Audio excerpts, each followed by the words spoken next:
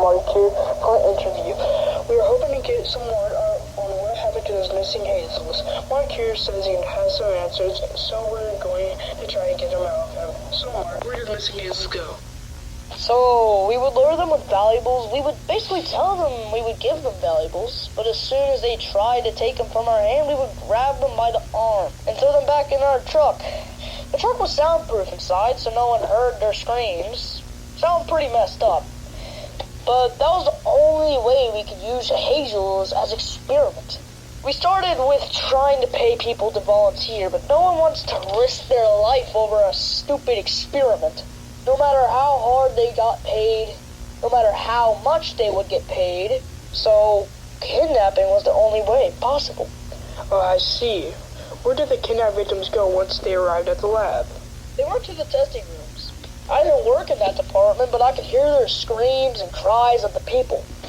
Most of the experiments they did on the victims hurt, but at least they got paid lots of money to not tell a single soul about what happened.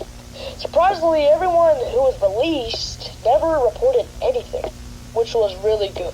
So you have no idea what happened to the victims and why some of them were missing for months? Nope, I had no idea what happened to them. Employees who work in that department are not even allowed to talk about it. Not even to the other employees like me. If they were missing for months, that probably means they were failed experiments. Failed experiments? What do you mean failed experiments? An experiment failed and the victim was thrown into a cave. The employee who threw the victim in the cave forgot to close the door all the way. So when the monster turned into its final form, it busted open the door and started eating our employees. The emergency alarm button was pressed and a stampede of the employees bursted out the door. It was too dangerous to return to the lab, so now it was left abandoned. What experiments failed? Experiment 5005.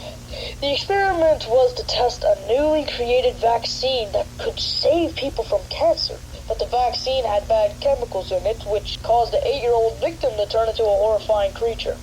The victim that caused the outbreak was Liam? The missing 16-year-old teenager? Yup. If you knew the monsters were the missing victims, why didn't you report it to the police after the outbreak? First, they were deformed. That police wouldn't believe the monsters were actually missing victims.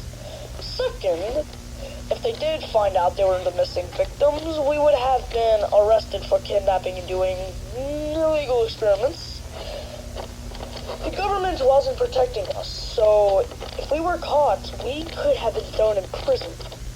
None of us wanted that, so we chose to keep our mouths shut.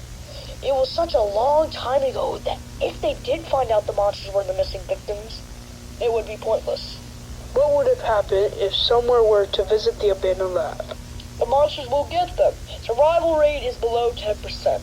Also, if the visitors get caught, they would get into big trouble for going into private property. It appears that is all the time we have for. Thank you, Mark, for giving information on these missing victims. You're welcome.